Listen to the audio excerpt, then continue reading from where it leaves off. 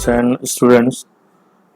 This is my new series for engineering students, and in this new series I will start with the strength of material, and the very first chapter of this strength of material is simple stress and strain.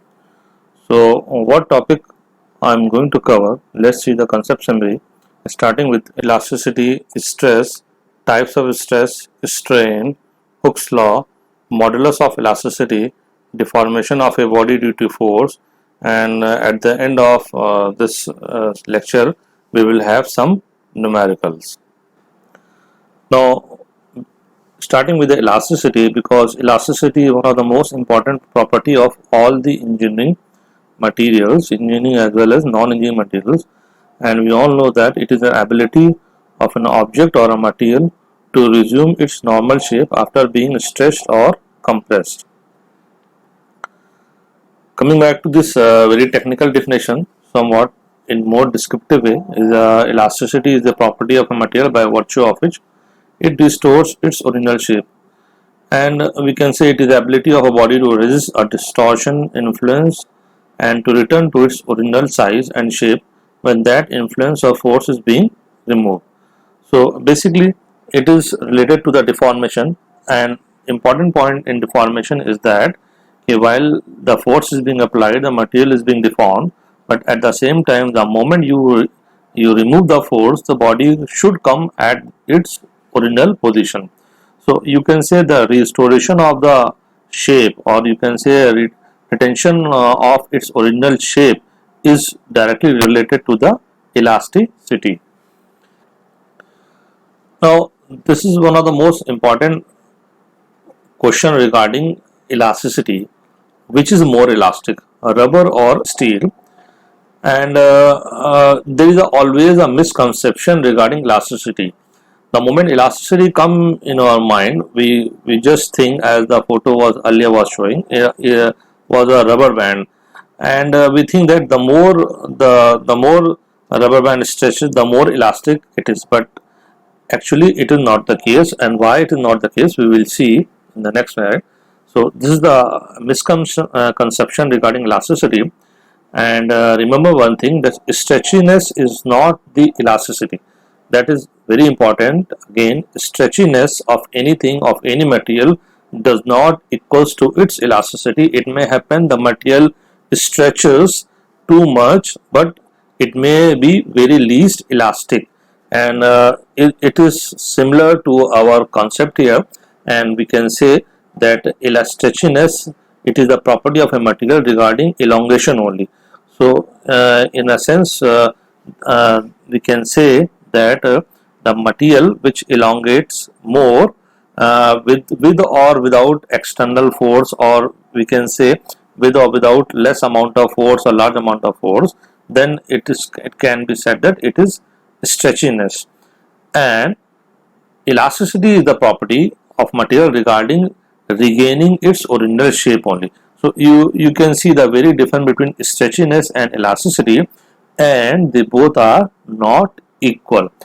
One property is related to the elongation, and the other property is related to its retention of original shape. So which is more elastic? The best way is to check elasticity of any material is to compare its modulus of elasticity, and we know that the modulus of elasticity of steel is 200 to 220 gigapascal GPa, which is a unit of stress or modulus of elasticity, and the value of rubber is 0.01 to 0.1 GPa gigapascal. And this modulus of elasticity will discuss in the coming slide in detail. So hence with this question we can say rubber is more stretchable, and we all know that it is stretchable but very less elastic when compared to steel. And why it is very less elastic? You can see the value of modulus of elasticity, and that's why it is called as modulus, means mod, the magnitude of elasticity. So in short you can understand that higher the value of modulus of elasticity, higher will be its elasticity of the material. So higher the value of E, of any material, higher will be its elasticity. So you have to just go by the table of modulus of elasticity, and you can see you can select the material according to your requirement. Now coming to the important part, which is stress. And stress, we all know, is being defined as the internal resistive force taken per unit area, and mathematically it can be said as stress, which is normally denoted by sigma, as shown in the figure on the screen. Sigma equals to P upon A, where P is the load or force acting on the body and A is the cross sectional area of the body. So let's see some figure here, and in this figure you can see the force can be acted normal to the surface as well as parallel to the surface, but in both the cases you can see here the cross section area is same A. So when it is taken parallel to the surface, then this type of stress is called as shear stress, and when it is taken normal to the surface, then this type of stress is called as normal stress. And one important point is to be noted here is that stress is uniform across the cross section area. So stress may not vary across the cross section area if force and is applied same at the same point.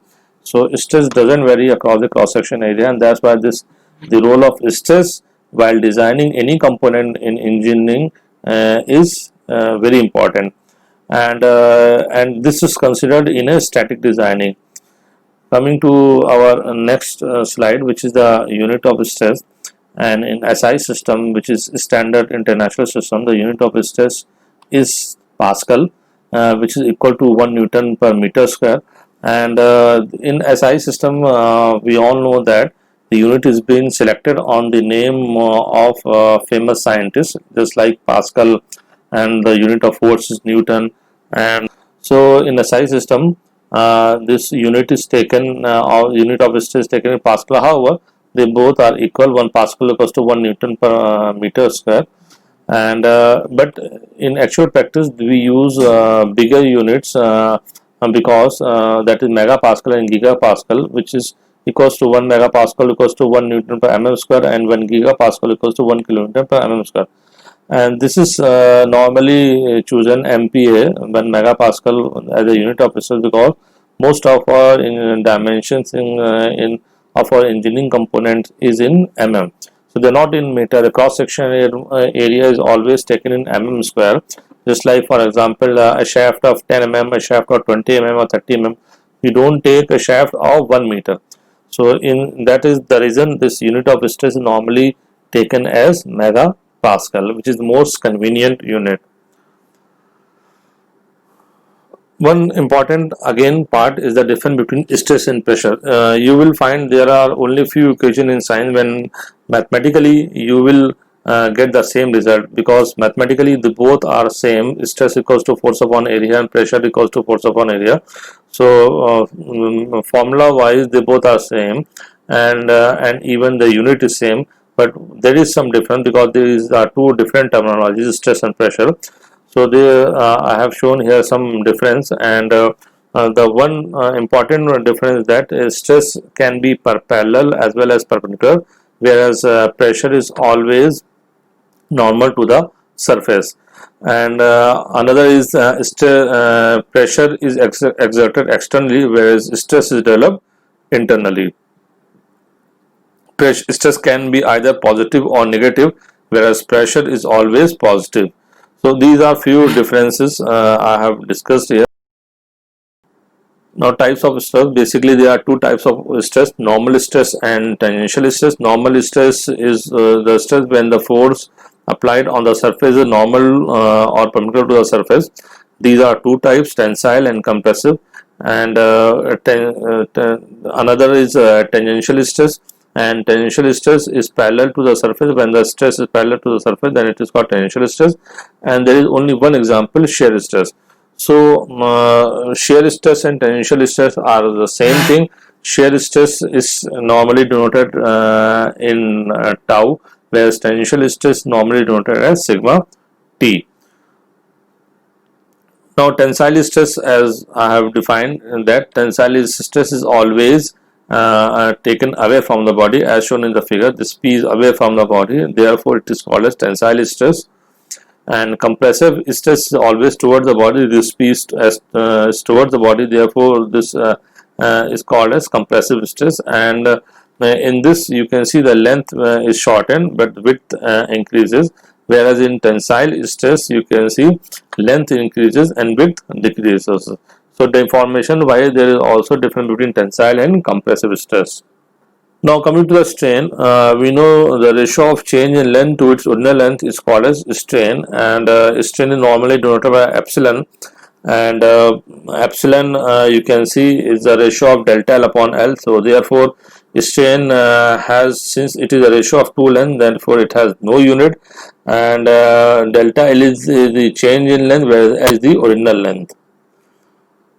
Hooke's law, and it was this Hooke's law was given by a very famous physicist, Robert Hooke, and it stated that when a material is loaded within its elastic limit, the stress is directly proportional to the strain, or you can say under elastic limit, stress is directly proportional to strain. Mathematically, we can write here stress is directly proportional to strain, and as you remove this proportionality, you have to input some constant, and this constant is represented as E, and this is normally called as modulus of elasticity or Young's modulus, and we will see later in the slide what is this Young's modulus. Coming to again this Young's modulus, and or which is also called a modulus of elasticity. Whenever material is loaded within its elastic limit, the stress is proportional to strain, and with this proportionality we get some constant, and constant is called modulus of elasticity, and it is a constant of proportionality, and it is the value of tensile stress when which when applied to a uniform bar will increase length to double the original length if the material of the bar could remain perfectly elastic throughout such an excessive strain. So this modulus of elasticity is very important. It is a mod of the elasticity, the magnitude of the elasticity. Higher the value of E, higher will be the elasticity of material. If you want to compare two different material, you can compare by checking the value of its modulus of elasticity. These are some values of some commonly used material. You can see here steel is at the top, and the units are in GPa, gigapascal, and you can see the modulus of elasticity of steel is 200 to 220.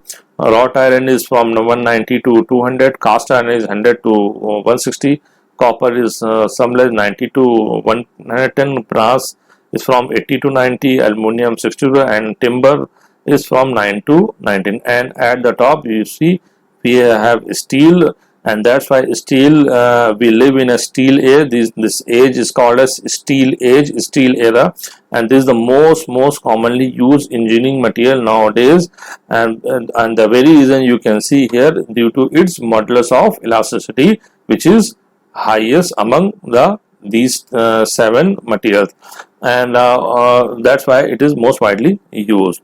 And the second most important material used for engineering is cast iron, and that's why these two materials I have colored as a yellow, because these two materials are widely used. And cast iron have some at the low modulus elasticity some half to this steel, and you can see it varies from 100 to 160.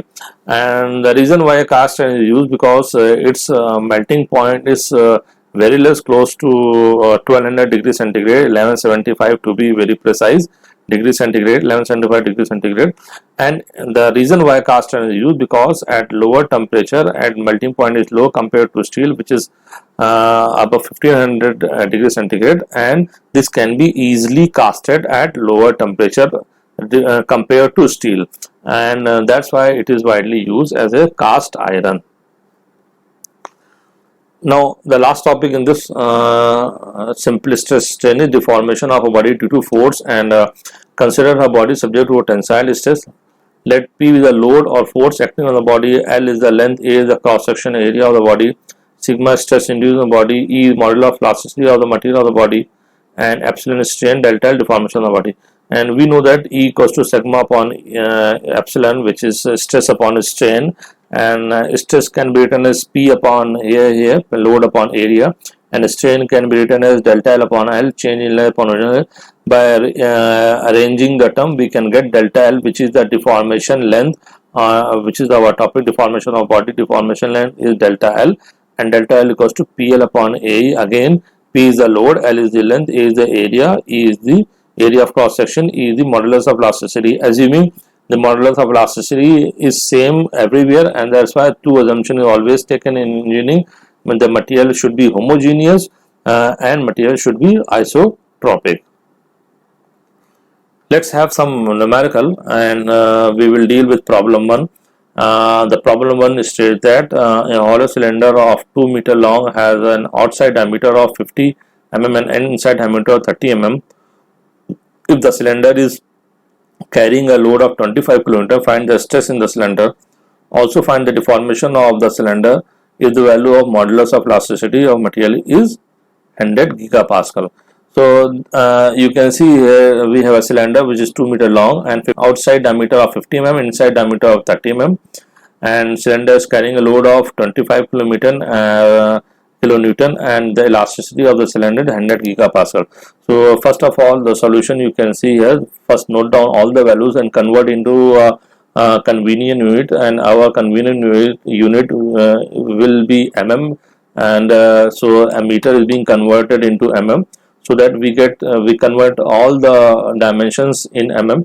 So this we have noted down given parameter. Now stress in the cylinder will be calculated by knowing the area, and the area, since it is a hollow, you can see area is calculated pi by 4 d square, capital D square minus small d square, which is the outer diameter minus inner diameter, and we know outer diameter is 50 mm, inner is 30 mm. This area is being calculated, which is 1257 mm square. Now stress equals to load upon area, force upon area. Force we all know 25 kilonewton, and by simple calculation we can calculate the stress, which is 19.9 megapascal. Deformation of the cylinder by using the same formula PL upon E, which we have just derived. Delta L equals to PL upon AE. By putting the values of P, L, A and E, we get 0.4 mm. So this is the solution of the problem 1. Coming to problem 2, a hollow steel tube of 3.5 meter long has an external diameter of 120 mm. In order to determine the internal diameter, the tube was subjected to a tensile load of 400 kN and extension was measured to be 2 mm. If the modulus of elasticity for the tube material is 200 gigapascal, determine the internal diameter of the tube. So in this case, we have to determine the internal diameter. The length of the steel tube is given, which is 3.5 meter. External diameter is 120 mm, and internal we have to find out. And it was subject to tensile load of 400 kN and extension, that is delta L, is to be measured 2 mm. So, and modulus of elasticity of the material is 200 gigapascal. Again, noting down all the values. You can see here I have noted down all the values, and since and convert into its convenient unit. If it is not, that therefore 3.5 meter is being converted into 3.5 into 10^3 mm. So all the units have been converted, all the values have been noted down. And first again we have to calculate the area of the hollow section of the tube, and which is pi by 4 d capital D square, outer diameter square minus inner diameter, which is d the inner diameter. And since we don't know inner diameter and we wanted to calculate this d, small d, so we will put here as a small d. And again using the formula delta L equals to PL upon E, AE. Delta L is given in the question already, which is 2. Putting the values of P, L, A and E and solving for D, and you can see we get the quadratic equation in terms of d square, and the value of d, probable value of d, will be 99.71 mm after solving this. So finally we get the answer. Thanks, and I would like to, all of you to please like, share and subscribe, and if you have any comment, if you want to ask some question in this chapter simple stress, then you can comment, and or you can call me directly. Thank you very much.